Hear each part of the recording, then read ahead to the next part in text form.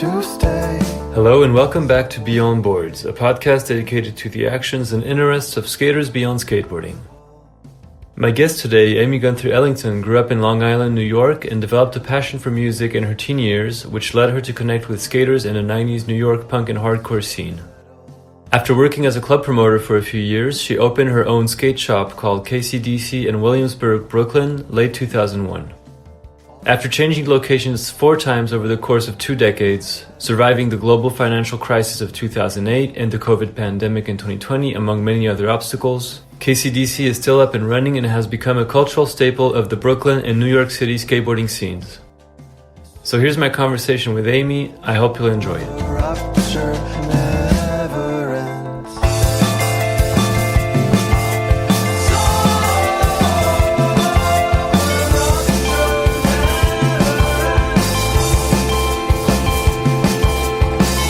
Yeah, thank you so much for taking some time to chat with me. I really appreciate it. And yeah, waking up early to chat with me. You're welcome. Whenever I'm in New York, my schedule is so crazy, so I have to do a lot of things at once. Yeah, no, and I appreciate it even more. Yeah, that's awesome. So you were telling me before we started recording, so you spend a lot of time between LA and New York? Yes. So you don't have an apartment in New York anymore? I do. I still have an apartment in New York, but I rent it out. So. Oh, I see. Okay. And it's in Manhattan, and my store's in Brooklyn. So it's almost easier to stay in Brooklyn because when I'm here, I'm so busy. So it's nice to just be by the shop. Sure. I used to live in New York. I came back to France about 10 years ago. I lived there from 2011 to 2013. Oh, nice. And so I came to KCDC a couple times when I was living there. And I think I went to the first location probably around 2011 was on North 10th or North 11th. Yes. And then I think the last time I came back, but that one was on North 3rd. Mm-hmm. And that was in maybe 2014. Mm-hmm. So you must have moved down there like in the meantime. But yeah, but I've never been to any of the events, like the wild events that you've had throughout the years. Mm-hmm. Unfortunately, yeah, I wasn't skating much at that time, and I was working and doing other stuff. But yeah, I feel like I missed out. But yeah, you're gonna tell me all about this epic journey that you've been on. Great. But yeah, so before we dive into these questions, I just wanted to give a very short kind of life recap, if I can, to introduce you a little bit to our listeners. So I just wanted to mention that you, at least to my knowledge, grew up in Long Island. Yes. And that you got first into music, into punk and hardcore through your older brother. Mm-hmm. And you started hanging out at music concerts and a record store, and you started connecting with people who were interested in the same music and who happened to be skaters. So that's how you kind of got interested in skating. And also I saw that before you opened the shop, you worked as a club promoter for a few years. Mm-hmm. I'm not sure how long you did that, but and I think you actually were still doing that when you started KCDC in 2001. And so the shop opened late 2001, and you had partners at the beginning. I think a couple partners, but yes. Eventually you've been running the operation on your own for the last. Well, I mean, you've been heading the operation. You're not alone, of course, but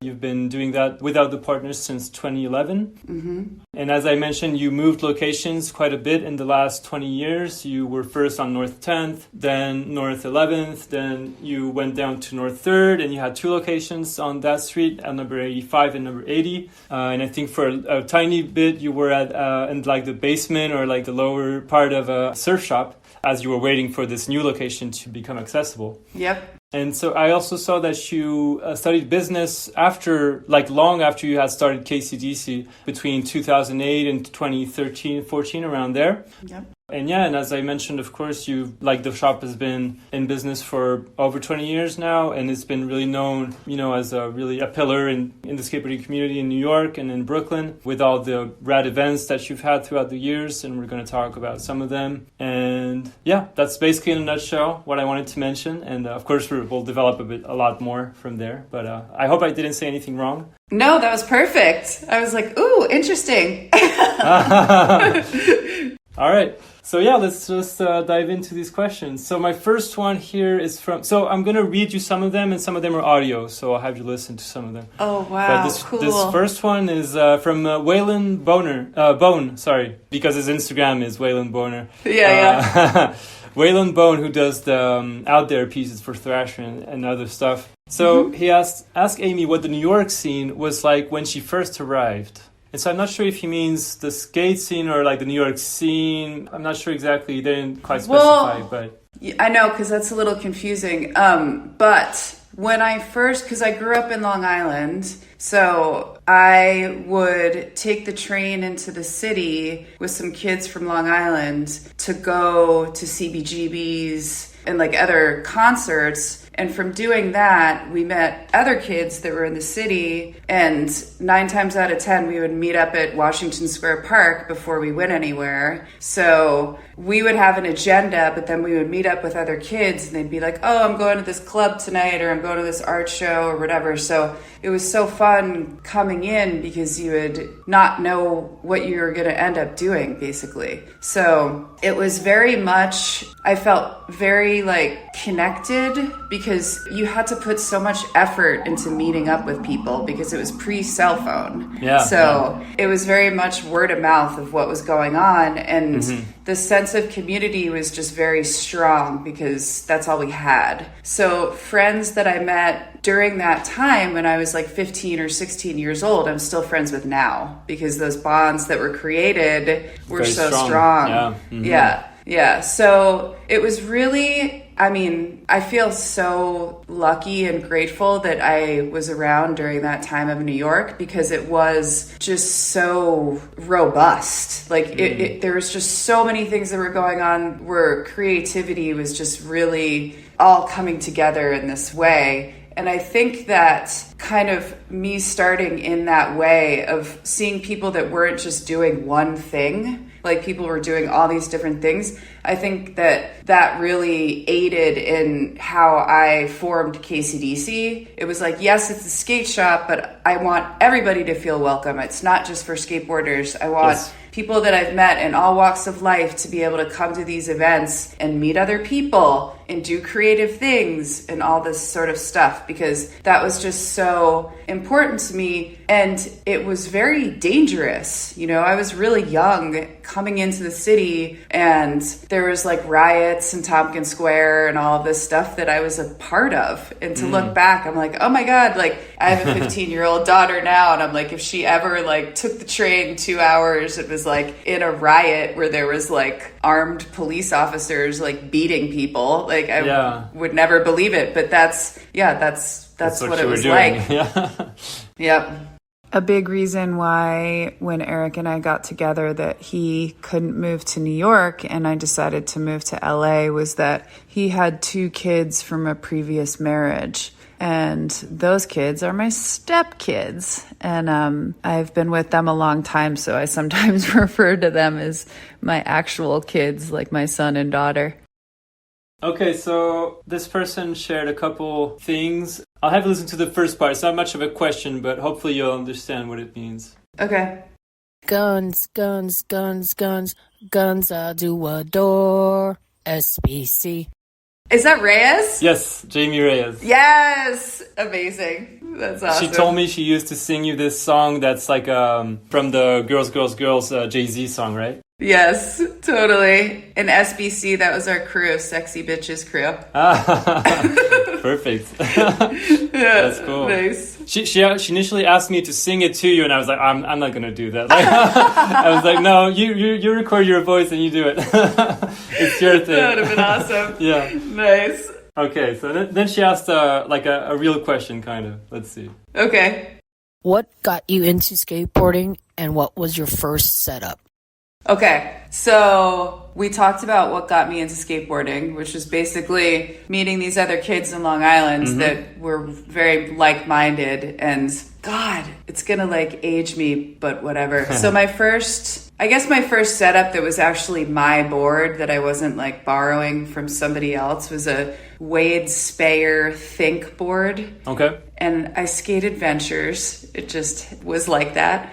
And yeah, I mean, it was like the mid 90s so, it was in a very interesting I'm trying to think of like what size that board was, because it was like after, like when I first got into skateboarding, like it was still like these big 80s like shaped boards. Yeah. And the kids that I were hanging out with were skating transition. There was like pools and stuff in Long Island and West Hampton that everybody would skate. Mm-hmm. But it was like a popsicle shape. I don't know if it was like, if I had like tiny wheels or not. I can't really remember. But I remember it was that board, and I remember like just having to make my grip tape perfect, and I put like an A in the grip. Nice. And Cool. I still have that deck somewhere. You do? Oh, wow. Yeah. That's awesome. Yeah. Yeah, I've lost my first board a long time ago.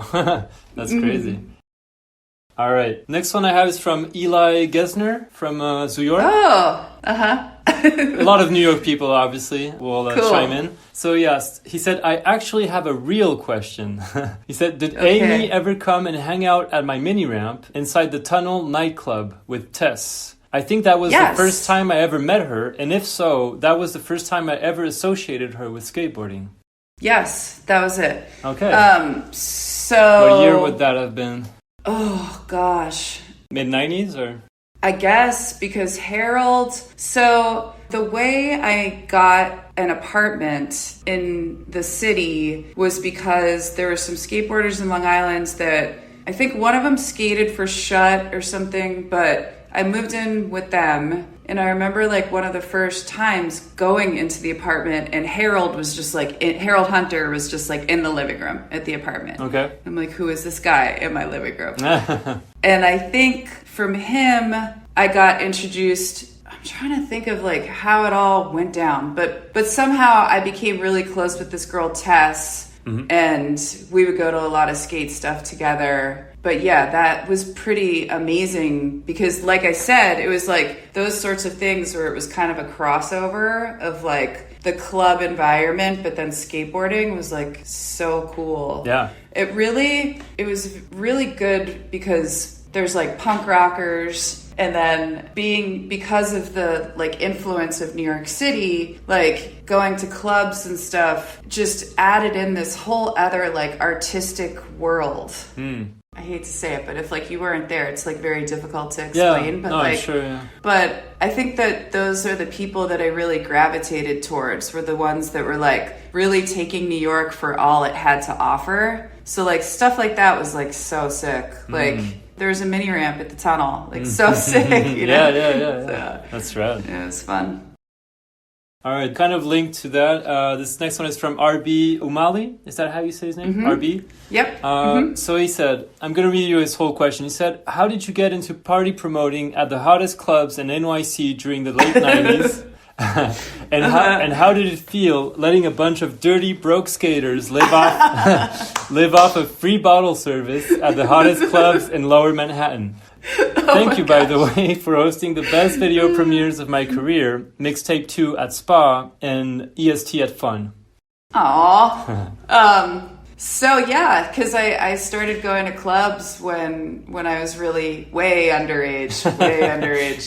And some of the like main promoters at the time definitely like kept an eye on me. And one promoter in particular is named Steve Lewis. He kind of took me under his wing, and I think I met him at Limelight, because I went to Limelight a lot. And I was living in Brooklyn at the time, and I would ride my bike like over the bridge, which was so dangerous at the time. It was when people were like hitting you off your bike with like 2x4s and stuff, but wow, whatever. Holy shit. I would like ride my bike over the bridge and like roll up to the club and be like, Steve, where can I put my bike? Like, can you watch my bike? But I'm pretty sure it was Steve that ended up giving me my first job in nightlife. And it's one of those things that, once again, is very difficult to explain to anyone that doesn't live in a city that's like, okay, you get paid to get your friends to come to a club for free.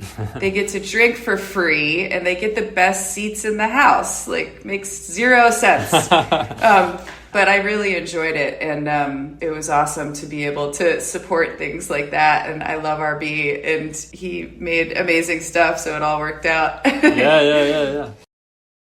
Okay, let's see. The next question I have is from two different people, but they kind of ask the same thing. So I'll have a listen to the audio version of this one. Let's see. Hey Amy, Dylan here. One of the funnest things to do when I first moved to Brooklyn was to go to a KCDC party at that North 11 space. You guys have thrown some pretty awesome art shows, ramp jams, block parties, and even a full Coney Island takeover. I won't make you pick favorites, but I'd love to hear your top 5 KCDC events that come to mind. Oh, it's so hard to narrow down. We did so many amazing events. Mm-hmm. Oh, gosh. I mean, I guess like ones that come to mind right away was Dan Pencil's Pro Party. Mm-hmm. That was at the North 10th location. And that was so much work to put together because I was trying to think of like fun things to do. And when I worked at Spa, a lot of girls like were go-go dancers there. Mm-hmm. So I'm like, oh, we should have one of my friends that's a go-go dancer come and pop out of a Pabst Blue Ribbon can. And because like Dan really liked Pabst at the time. Yeah. So we made a humongous like Pabst Blue Ribbon can, and we made her a bikini with this board graphic on it and all this stuff, and it was insane. Wow. And it all worked out, and it was super fun, and that was Dan's Pro Party. Amazing. Another one that was so much work on the back end, it was super stressful, but was really fun, was we did at the North 11th location, we did a St. Patrick's Day party where I rented a mechanical bull. There's like people... Like doing rodeo kind of, yeah. Yeah, why I thought that was a good idea, I don't know, but I did. And then, having like... I'm friends with people at the Coney Island Sideshow, so they've come to a couple of the locations and have performed, and that's always been amazing. You know, mixing pyrotechnics on a mini ramp is always fun. What else? We've done like, I have to, this is a kind of like so random, but was just so insane. Mm-hmm. A local school hit me up. And they were like, hey, our venue fell through for this high school dance. Could we do this dance at your shop? And I'm like, okay, like fine. So random. And all these high school kids came and they were wild. I was like used to having like skateboarders and, like people, but these kids were insane. Like just like climbing all over everything. And it was total debauchery, and I was like, holy shit, this is like crazier than any party we've ever had. And it was just them. It was like private. I couldn't like let anyone know we were doing this. Yeah. And I was just like, my friends would come over and be like, what is going on? And I'm like, I have no idea. Like, it's just a controlled chaos. That's funny. Yeah. And then the Go Skate days we've had in front of the shop where like thousands of kids have showed up. It's so fun. They've been like amazing. So, yeah. I'm sure, yeah.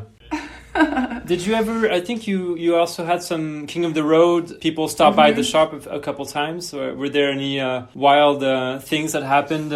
Well, I'm pretty sure it was the first King of the Road happened. 07, around there, I think, more or less. Yeah, because it was right after the blackout. It was kind of like during the blackout. Okay. So people were on their way driving to New York when the blackout happened for King of the Road. So, once again, it's like communication was like very difficult at the time. So we didn't know like where people were, the whole thing.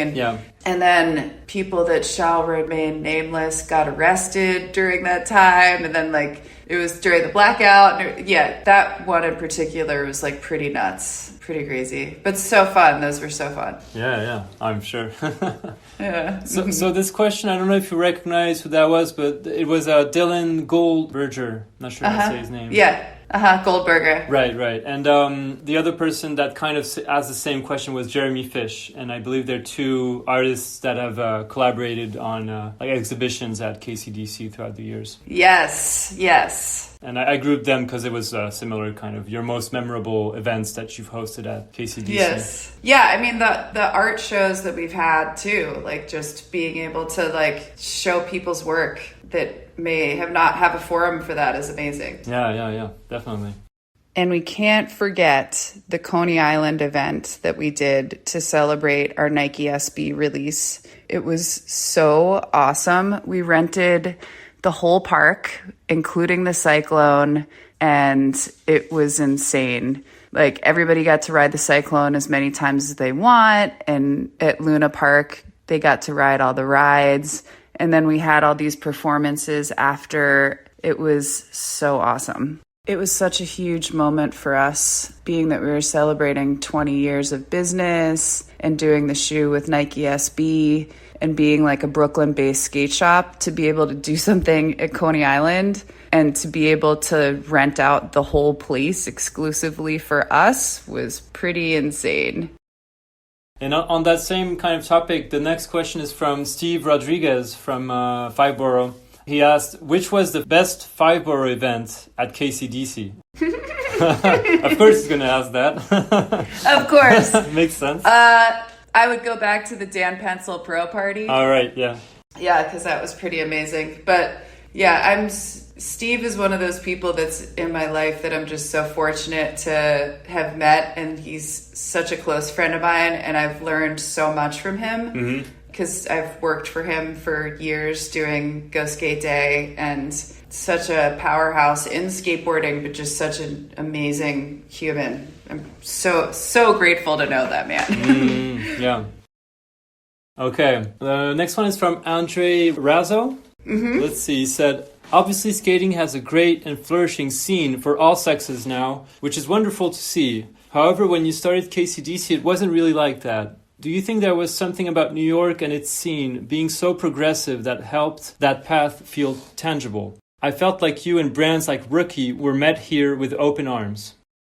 To a certain extent. I mean, I don't even know. I've never felt that I've done things because of the sex I am. Mm-hmm. I've just done what I like to do. Sure. And it wasn't until I actually had a skate shop that I did come in contact with some people that were a little confused as to why, like, a model would have a skate. You know, like, it was a little questionable. And those were questions I never considered myself, because I was just doing what I love to do. Right. I've always had female employees. I've always had tons of girls around, and a lot of dudes too. You know, it's like, it's just how I am personally. Like, so, yes, I think being in New York City, I'm sure I experienced a lot less of issues with that than I would of other places. Yeah. And with Rookie, I definitely saw for them, like, them having difficulties with being taken seriously and stuff at times. And that was hard to understand, because I'm like, wait, what? Like, those girls worked harder than, like, anyone that I had ever seen. Like, it was, like, amazing. And it was, once again, it wasn't just girls on the team, you know, like Sean Kelling and Tina Razo. There's, like, so I feel like they were very much a brand that represented similar things values that I was into, values that I was into. Right. But yeah, I don't know, I guess, yeah, just like being in New York City, like I said, it's like you're in contact with so many different types of people. And if you're open to it, you can make really great relationships with everybody. So that's just how I've always been. So it's interesting to see how, I mean, there's always been women involved in skateboarding, especially behind the scenes in the skate industry, and that have done so much. So it's very, like, to be just kind of like looked at as just like a female skate shop owner isn't everything that I am. Of course, you know? Yeah. So yeah, I'm an entrepreneur. I'm a small business owner. Like, that's what I am, you know? Exactly, yeah. He also asked, I love that you and KCDC are more than just skateboarding or a skate shop. Can you talk about the art, music, and culture that also embodies the KCDC community? Yeah, so Andre's done, I mean, the Razos are, like, I'm very close with all of them, and I love them so much. And Andre's art is unbelievable and incredible. And I think a big reason why I'm attracted to skateboarding is that there is so many different facets of it for creative expression. And for art and artists to put art on a skateboard is like so cool, you know? For sure. I feel like Andre does more like fine art, but then can do skateboard graphics that are like so amazing. And that really kind of translates what I'm trying to do with KCDC, of just like letting the world experience what is so important to me in terms of community, family, creative expression, like all of these things. So with music as well, like we've had so many bands like play at our events and stuff, and all of it. I mean, it's just the fact that it's actually been well received has been like so gratifying for me, because I'm like, okay, cool. You know, like some stuff hasn't, you know, some stuff people are like, what are you doing? But overall, like it's been very good positive. Times. So it's cool. He also just said, much love, big hugs, and long live KCDC. Yes, thank you. So, okay, the next person is Anthony Pappalardo, the journalist, not the pro skater, former pro skater. He said, if you could bring back any venue or club, etc. in New York history, could be somewhere you've never been, what would it be and why? It would be CBGB's. Just, I mean, I don't even know like where to start with that one, but yeah, I think just the way that they did things and the relationships that I formed there and the bands that I got to see there, and the whole thing was just so incredible, and in that like intimate setting. And then even like when I started going there, I'd already been around forever, so there was like so much history before I started going there. And I don't know, I don't go to shows very much anymore, so maybe there is venues like that still around, but like for me, like having like hardcore matinees for the kids and then like other stuff, like it was so awesome. And like I can smell that place. Yeah. You know, that's how pivotal it was, or like I understand. It was really something. Yeah.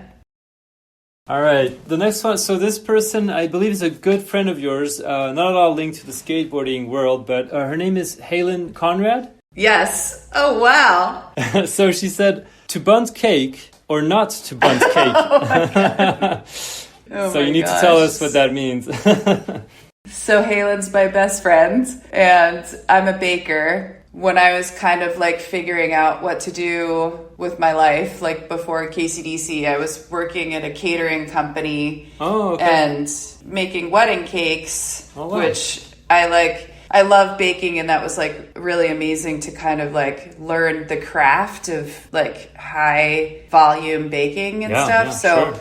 And like French pastry and the whole thing. So I love cake, and I'm also sober. So in sobriety, I feel like I eat a lot more sweets. Oh, yeah? So, yeah. So we recently went to this place, and it wasn't that great. And it's so funny because, like, that's our thing is, like, we go around to cities and, like, where's the cake? And then rate the cake. Where's it at? Yeah. Yeah. Nice. Yeah. I like that. How long have you been sober now? I heard you mentioning that in other interviews, but I wasn't sure how long it's been. Yeah, I've been sober almost 10 years. I'll have 10 years in October. Wow. That's right, yeah. Congrats. Thanks. I've been sober myself for 4 years now. Oh, congratulations. I was an alcoholic before COVID, and then when COVID started, I quit. Mm-hmm. And since then, I started this podcast 3 years ago, so a year into sobriety. But it was kind of like being sober kind of brought me to doing this, which is something that I've been loving, doing. And I mean, it's not like an automatic thing, like getting sober to doing this podcast about skateboarding. But it's like, for me, it's been the door that kind of opened up to opportunities I would have never considered, I love that. That's so awesome. Yeah. That's so great. I mean, seriously, like I owe the being able to really dive into KCDC and get through all the hard times. Like I would never be able to do that if it wasn't for being sober. There's like no way. Yeah.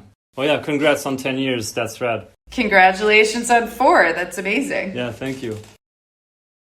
All right, let's see. Then I have a question. So I asked a couple other shop owners to send in questions. I thought it would be interesting to have other people that do similar things kind of ask something. So this person is Dave Waite. He owns 35th Ave Skate Shop in Washington, in Federal Way, Washington. Oh, yeah. Yes. So he said, "Hi, Amy. Your shop KCDC is a huge inspiration to me and many of us who run or own a skate shop across the world. I have 2 questions. How do you deal with employee turnover and vetting for potential new ones?" So this has been an issue over the years with employees. And it's one of those things that, you know, you want to hire all your friends and you want to like give skateboarders a chance. So there's that, you know, and then people think retail is like anyone can do it. But the thing that I'm challenged with is that I have a retail store that's of a certain thing in New York City. So I can't afford to have people work for me that aren't going to be able to work. So I've tried all sorts of different types of people to work at KCDC. And it's just kind of being able to find the like magic mix of like those two things. Like somebody that skates, but someone that's like good at retail. But when I say good at retail, it's not just about like selling things, because what we do at the shop is it's like you don't just show up at work and like clock in and sell a t-shirt. Like everybody that works at the shop is working on something else that's like the equity side of the business. So what I've really learned to do is I'm not the customer. Like I've aged out. Like there's ways that I can be helpful to my business, but knowing what my customer wants is not like, I oversee that. So I very much involve the people that work at KCDC in making decisions. And I feel like when you do that, it becomes a conversation. So it's not just me telling people what to do. Giving orders. It's like the people who have like been with me for a while, I've given a lot of responsibility because I trust them. And they're amazing humans. And I want them to be able to like come to work feeling good about what they're doing. Because that's the whole thing. Like everybody knows we're not making like millions of dollars doing what we're doing. So like what can the other benefits be besides like financial rewards? So like really like working on events, working on like community stuff, working on like designing the brand, which has been really fun. Like having everybody's input on KCDC product and what to make has been cool.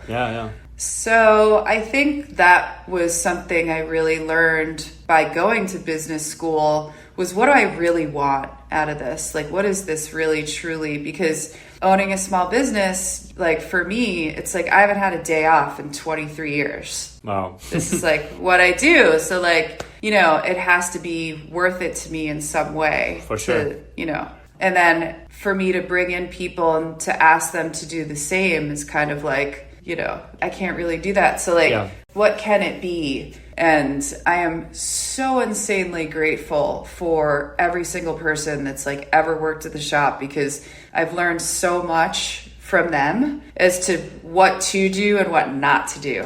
You know? And the staff that I have now, I mean, it is amazing. You know, like watching them like do stuff, like I feel so good that I've empowered them to like really understand that KCDC is theirs. It's not just mine.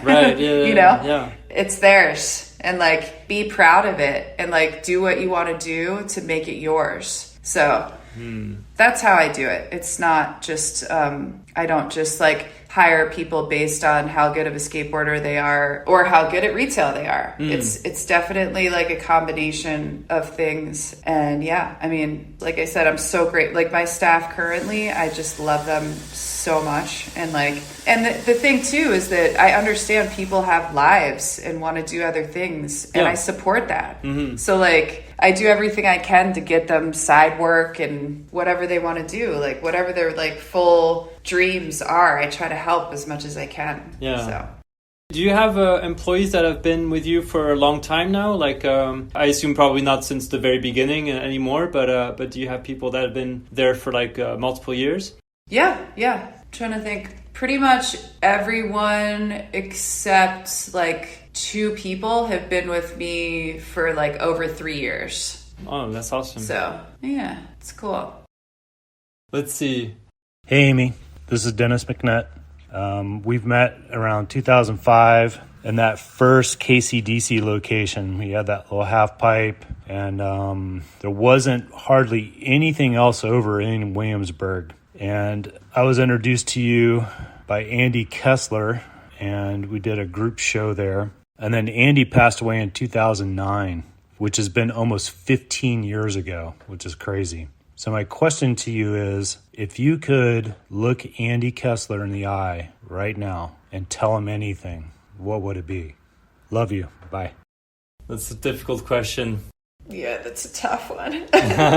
Thanks, Dennis. We can skip it if you want. Yeah, we can just skip it. No, it's really good. It's so good because it's like...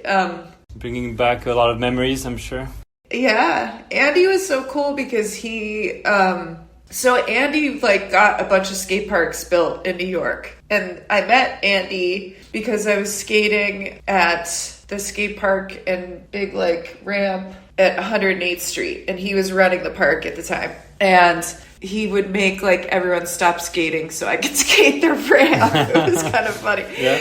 Because there wasn't a lot of girls skating that big ramp. So that was cool. And that's how I met him. And then he was petitioning to get a skate park opened on the Lower East Side. And I remember him taking me to the community board meeting with him.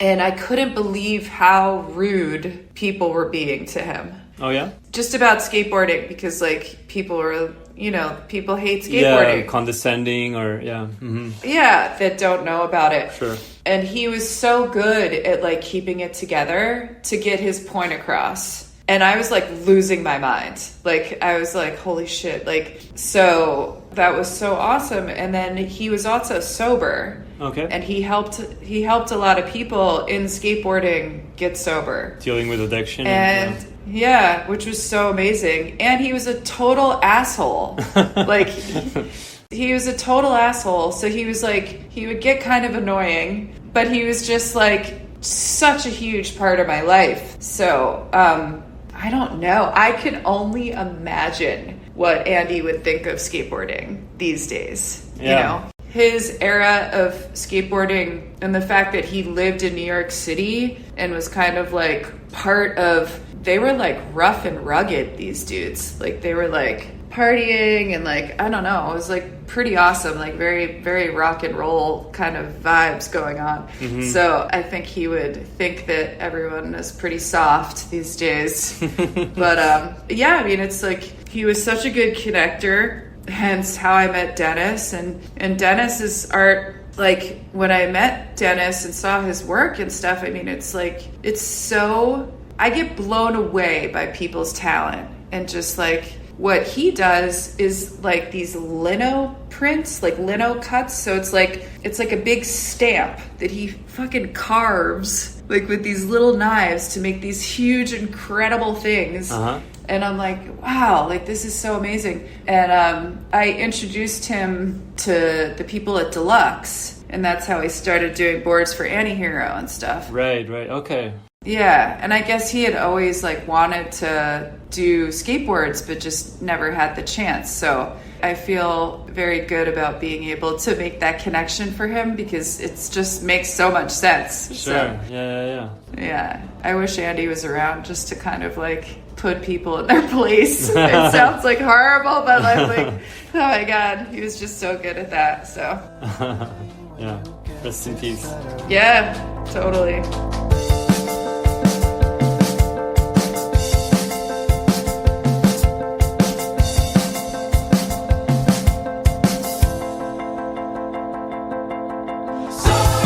Changing gears, but this next question is from another, well, he doesn't own the skate shop, but he works for Slam City Skates in London. Jacob Sawyer, he's the editorial manager for Slam City. Oh, nice. So he said, this is a pretty funny one, he said, can you tell us the top 3 lurkers/eccentrics from your time at the store?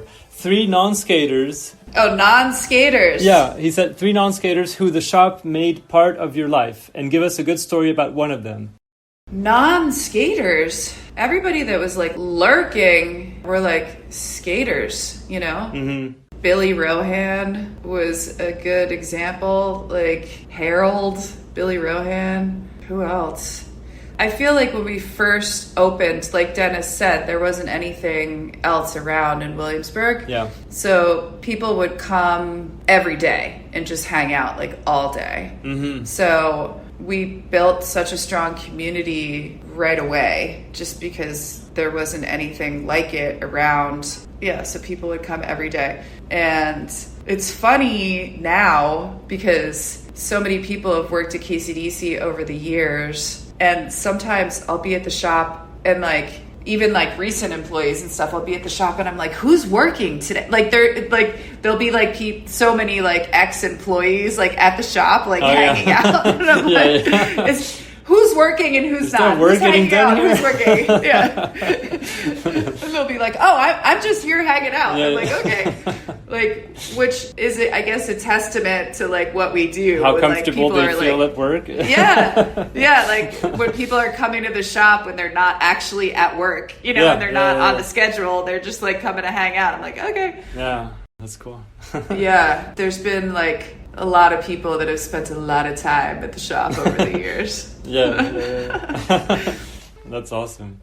I didn't work at a skate shop, but before, when I was still drinking, I was working in wine bars, and I was like kind of like a sommelier, but like a sommelier like pairs food with wine and stuff. I wasn't really doing that. I was selling wine to customers, but and anyways, I was there all the time, even when I was not working. Well, because I was an alcoholic, as I told you, but also just because I loved being there. There was like a little familiar kind of vibe to it. I really felt at home there, and even when I was not working, I would be hanging out there and kind of working, even though it wasn't my shift or something, you know. So yeah, that speaks to me what you're saying on your employees that hang out at the shop, even if they're not like it's not their time to work. But yeah, that's cool. Yeah, I know, it's a nice feeling. Yeah.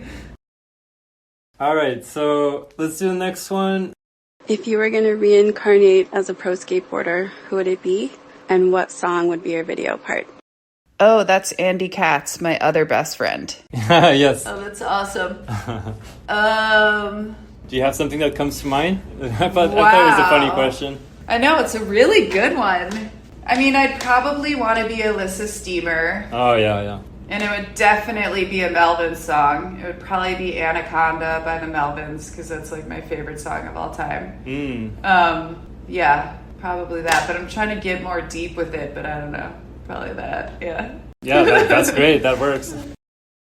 Okay, the next question is from Kelly Bird. So yes, I always wondered why you weren't in Kids. You were around that crew when all that was coming together, right? Is there a story there? I'm not really. I don't know. Like, I was friends with Harmony. I met Larry Clark a bunch of times. I was in that world. I don't know. Yeah, no real reason that I can remember. Okay. But yeah, that was our crew. He also asked, to date, what single product moved the most units through KCDC? You have to say something from Nike SB. Of course.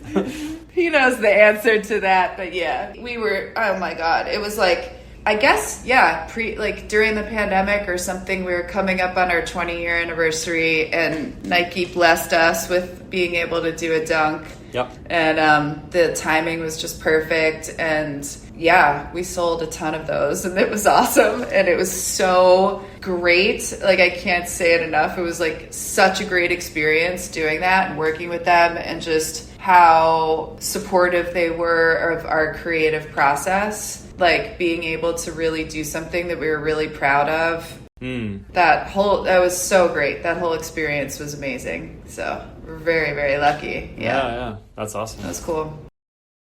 All right. I have then a question from Pat Smith, who I believe is on the team, right? On the KCDC team, who owns Coda Ramps. Yep. So he said, I've known Amy since before KCDC opened. Skateboarding in the late 90s and early 2000s in NYC was a pretty tight-knit community. We knew everyone that did it and 3-4 layers out from there. Amy is a force. She could be the face of a brand or KCDC, but much like the time I caught her skating one of the many ramp builds KCDC had sponsored, she puts others ahead of herself. Amy supports and lifts them up. It's that commitment to the people and the culture that has created what KCDC is now. A home and inspiration to generation after generation of skaters in the area. She does it because she loves it, and you can feel that. I'm lucky to call her a friend.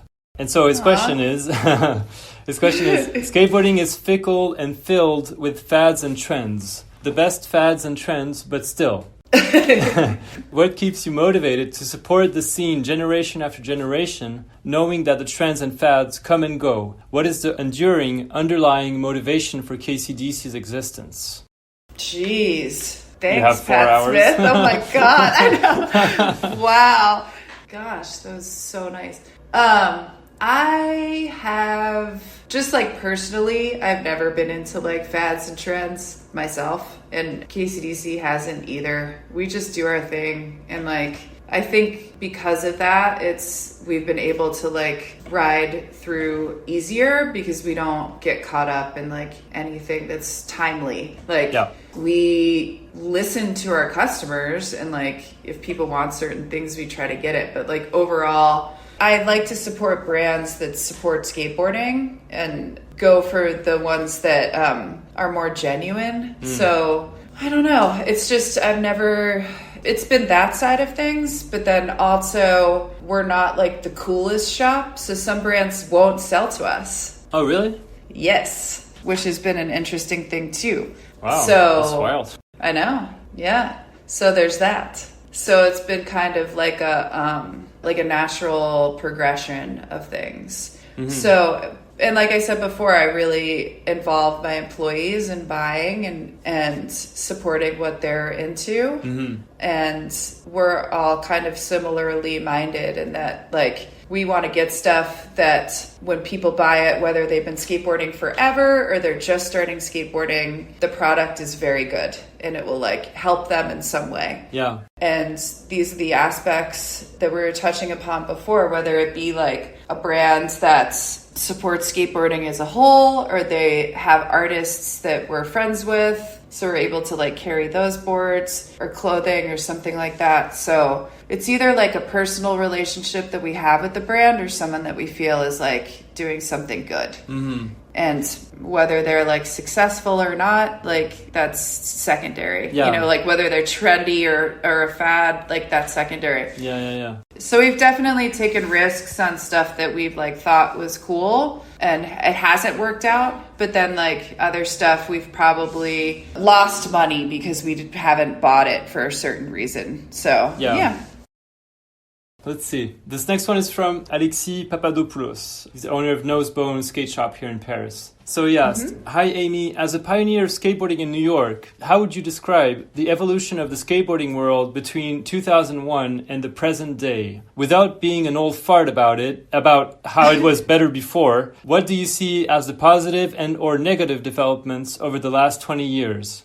That's also a very broad question, but... Yeah, but it is, but it's not, because I feel that right now, even though there's a lot of things that we're up against as an industry, I feel like the fact that so many small brands have been able to succeed and that are taking chances and their support there, like through small communities, they're able to like have their own brands and do stuff like through social media and everything, like being able to promote so they're able to exist is amazing to me. Yeah. That it isn't just like 3 brands that are running the whole industry. Yes. And I think that that's so powerful. And just once again, back to like being able to have a creative expression, like people running these companies aren't scared, you know, like for me, I'm like, oh God, like it's all this stuff. But for them, they're like, I'm starting a board brand and it's going to be great. And I'm like, awesome, do it. You know, that's so cool. Yeah. So, yeah, I mean, there is definitely a change in consumer behavior that is its whole issue I could talk about. But like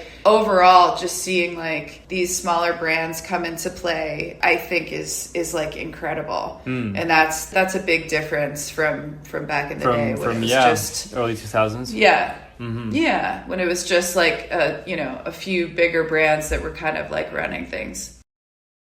Okay, so this one is from your friend Vanessa Chiu. Did I say her name? Oh, nice. Yeah. Sorry for all the people that I butchered your names. Terribly sorry. So I'm going to read you what she said. Let's see. Way back in the day, I used to crash at Amy's apartment in New York. One random night, I was staying there solo and Amy was out of town and renovating her place. I ended up locking myself out, but only realized it when I got back in the middle of the night. I ended up calling a locksmith to break the lock and slept with the door sealed with painter's tape because I refused to pay like $500. As I was hunting for the painter's tape in the stack of tools, I kept feeling a cold breeze brush past me, hairs standing up on my neck, like someone tapping me and looking over my shoulder. The next day, Pat, her buddy, comes over and we YouTube how to put in a new doorknob. Amy asked me what I thought of the Reno, which was rad, but I advised her she needed to punch a hole in the wall to bring in light and that there was some stagnant energy creeping and chilling in that room I was rummaging through. I think nothing of it, but months later she tells me, and then that's where you complete the sentence.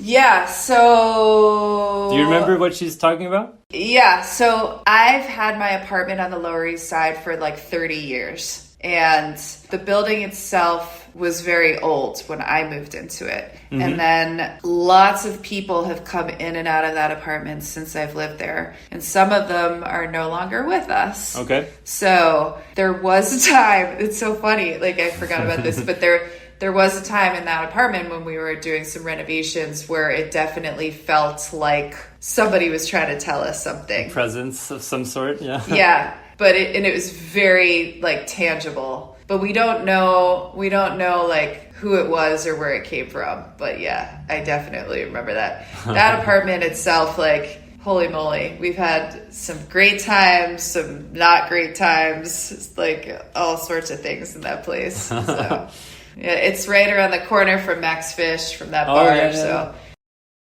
Okay, changing gears back to another skate shop, other skate shop owners, two guys, Borja, Santiago, and Pablo Garcia, who own Welcome Skateshop in Madrid. They said, "Hi Amy, during these 20 years of running the skate shop, you must have had many brands coming in and out. For you, what is the most important factor to have in order to carry a brand at your shop?" Yeah, I kind of touched on this earlier, but just basically one that kind of aligns with the values that I'd like to, have for people that come into the shop. So it's not necessarily like the hottest brand or the trendiest brand. I just want it to be something that represents skateboarding in a positive sense or has a connection to New York in some way or to Brooklyn in some way or just like overall like if the team is great or anything like that. So it's a group effort when we buy. So we have like specific people at the shop that buy hard goods and specific people that buy soft goods. But like overall, we're all kind of like looking at stuff and being like, yes, no, yes, no. Okay. And what's been fun with that over the years is like there was a time in New York where like I could have just bought like black suede skate shoes to sell, like it was New York, that's it. Yeah. Whereas now we keep the shoe wall like as creative as we possibly can to like offer everything for everybody. And that's been really fun to do. So yeah, I don't know. I just want every single person that comes into KCDC to feel different when they leave. And that is either from the products that we sell or from an interaction with one of my employees, or they like see a video that we're playing that they've never seen before or something, so that like it inspires them in some way. So. Okay. And kind of linked to that, I have a question from another shop owner. This guy is called Brian Siswojo. He owns a skate shop in Hong Kong called 852. And he asked something similar, kind of linked to that. He said, "I'd like to ask, what if one of your close friends suddenly had a brand, kind of skating and not skating, both, and then asked you to carry the brand, but the brand is kind of whack. How would you approach such a situation?" Oh my gosh. In theory, maybe that's happened before. I don't know. Diplomacy, yeah. Oh gosh. Yeah, that's a very tough situation to be in. But it's like, overall, I think going to business school like really kind of helped with this. It's like, I have a wisdom now of like thinking of a million things. It's not just like, oh, I'm going to put this in the shop and like hope it does well. It's like everything has to pay its rent. Like, we're in Williamsburg, Brooklyn. Like, we're in one of the most expensive areas like in the world. We have to make choices that we wouldn't necessarily have to make if our overhead was a different thing. Sure.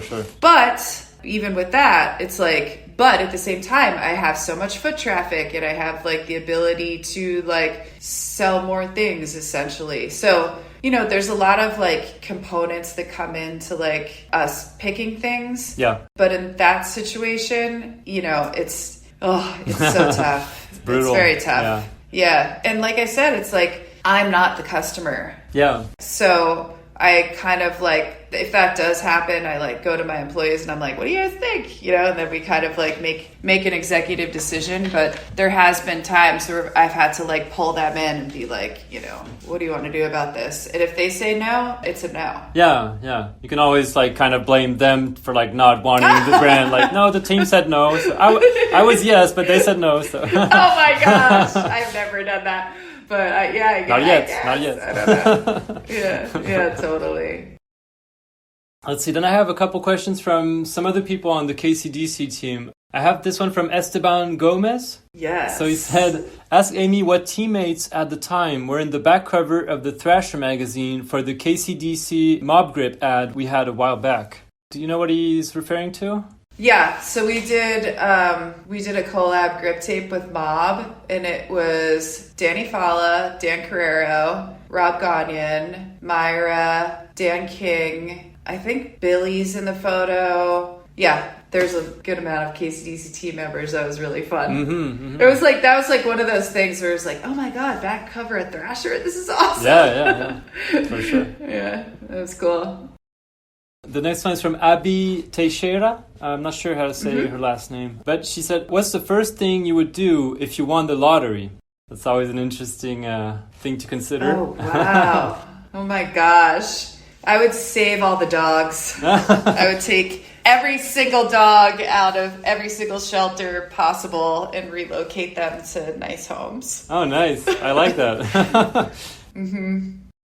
Then Jake Keenan asked, looking back at the past, what's the one thing you wish you would have changed business-wise that wasn't figured out for a while? I would have bought a building is what I would have done. Instead of renting, I would have bought a building in Williamsburg, which I feel like a lot of business owners that are still in Williamsburg have that same sentiment. Like, if only we knew, you know, that's what I would have done. That would have been the move. Okay, and then Elisa Martini, also from the team, said, what do you think your biggest takeaway is from running KCDC for so long? I mean, the fact that I've been able to do something that I love for this long and still be motivated every single day to like do good things for it and to come up with new ideas and figure out like how to still serve our community, like, yeah, that's I wild. can't believe it's so crazy. Like, I can't believe, and it's skateboarding. Like, what? Like, it's so random to me. Like, oh, that's what I like meant to do in life. I had no idea.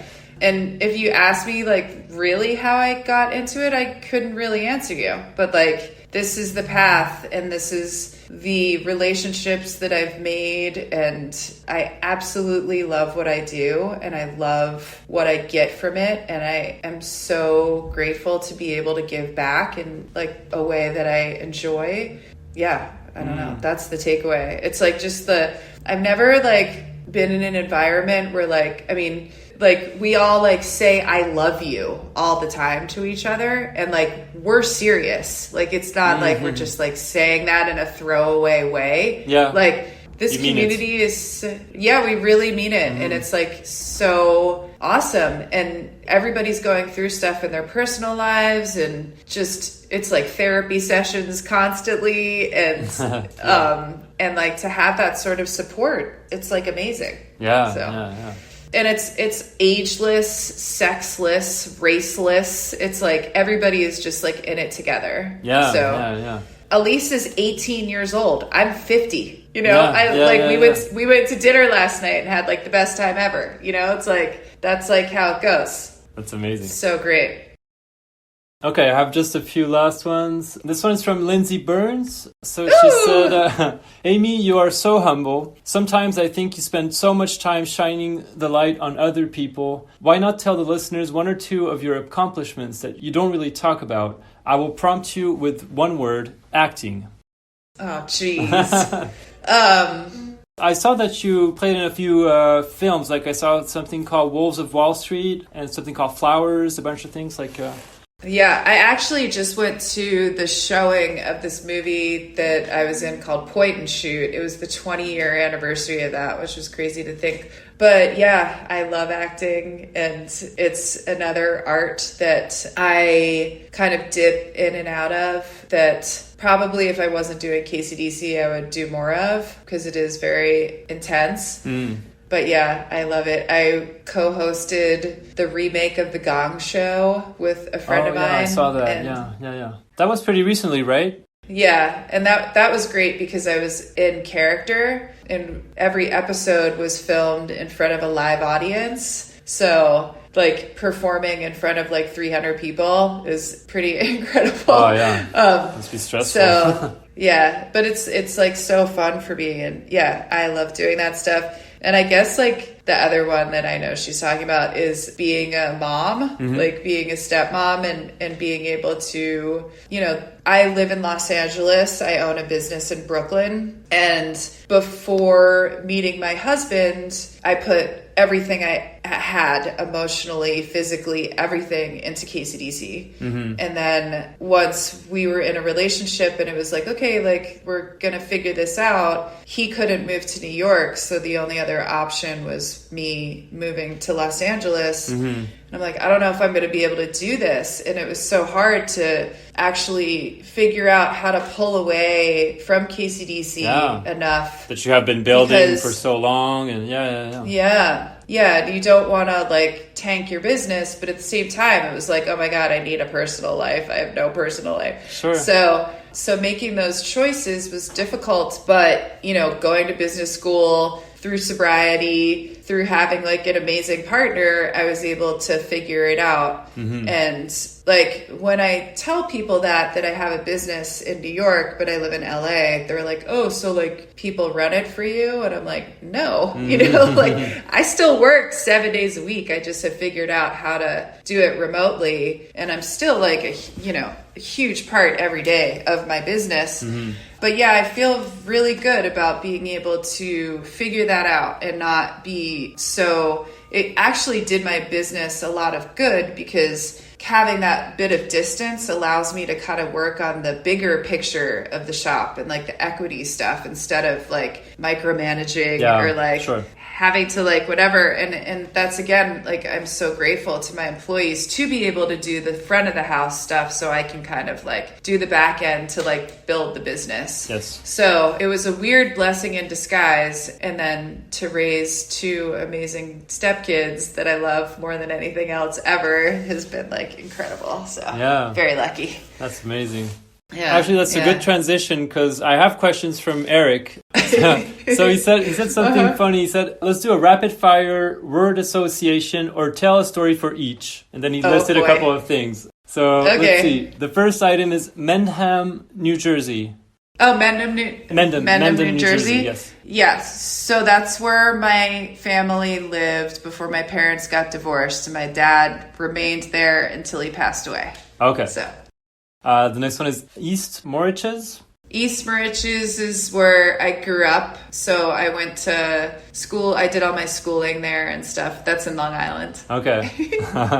Then CBGB's. We mentioned it. Yep. My childhood. KCDC 2001. KCDC 2001 was just kind of like, let's see if this works, basically. Let's go on an adventure. Yeah, totally. KCDC Now is the next one. KCDC Now is like, so let's see, how old are we? 24? Yeah. It feels like we're 24, you know? It feels like having a 24-year-old. It's pretty cool. So it's like there's still things we don't know, but there's also adult things that we do know. Yeah. So we're in the middle. And I think if you're 24, it's a great time to be in New York City. Oh, yeah. That's actually the exact age I was living there, from 24 to 26. Yeah. Oh, there you go. Yeah, it was perfect. Yeah. Best time. Mm-hmm. Yeah. Then Brooklyn College. So I tried to go to college right after high school, and that didn't really work. And then I had a bad experience with an employee when I had a skate shop previous to KCDC. And I was like really pummeled by it because I kind of always prided myself as being like a good manager and like a good leader. Mm-hmm. And it really put it in my head that I gotta like figure this shit out. And then also just because it's so hard financially to have a skate shop, I'm like, there has to be things that I don't know that I want to know to run this business like as effectively and efficiently as I possibly can. Sure. So I looked into going to school, and I looked at a lot of like adult programs, and they were all expensive. And then I looked at undergrad, and I'm like, I'm just going to do this. Like, it's fine. Like, I'll figure it out. So it was really great because I had to do all the basic courses and everything. And that was more rewarding than I ever thought it was going to be, like taking philosophy and like all this stuff and then all the accounting classes and everything. So I graduated, I double majored in business management and finance and doubled in marketing. Yeah, so like the full spectrum kind. Yeah, that's great. Yeah, so it was cool. Then he said baking, and we did mention baking earlier. Your love for that. Yes. I didn't know you enjoyed doing that. Yeah. Yeah, that's why the campaign we did for our Nike SB collaboration is all about baking. Oh, okay. Yeah, it's about like baking cakes and stuff. And yeah, I love it. I love it. There's a couple more. He said King Buzzo. Amazing. King Buzzo is a singer from the Melvins. Oh, okay. Yeah, so I love the Melvins. He said Burbank. We live in Burbank. We're big fans of Burbank. California, right, yeah. Yeah, we love it. And bonus round, peanut butter spoon. Oh, God. So, I don't know if it's because it's not. I was going to say, is it because I work from home? But I would be like this anyway. I'm like very organized. Mm-hmm. And I like keeping the house like super clean. And I'll clean the kitchen. And then somehow my son will just come in when I am unaware, and he leaves one spoon in the sink that's like covered in peanut butter. And I'm like, classic. Yeah. Holy shit. Yeah. Just fucking clean the spoon. Just clean the spoon. So, yeah. Oh, that's funny. So that's it. Do you have time for a very, very quick last one? I think that could be a nice outro. This one is from Benoit Gonsolin. He owns a skate shop here in France, in Lyon. It's called Wall Street Skateshop. Uh-huh. He said, do you think skate shops will still exist in 10 years from now?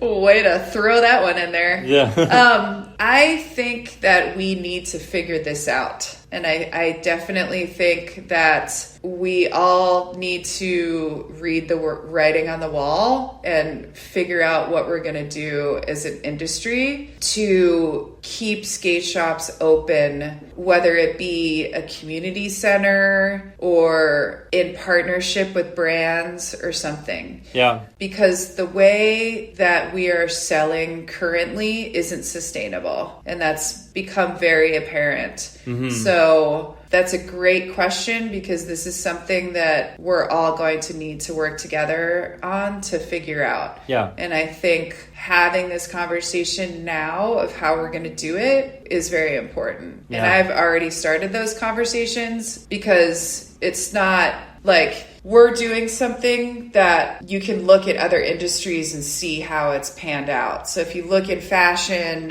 and see what any store that is selling other brands, like multiple brands, how are they doing? Like, they're not doing well. Yeah. So it's like, how are we going to learn from those industries to not make the same mistakes? Because we all run our businesses so lean. We don't have any room for error right now. So like, this is when we all have to kind of think outside the box to figure this shit out, because otherwise, no, there aren't going to be any. And if there are, they're not going to be offering the same things and feelings that we're doing currently, which is so important. Yeah. And skateboarding saves lives. I mean, it's like it comes down to. For sure. So how are we going to like figure this out as an industry to support each other, I think is a really important conversation we should all be having right now.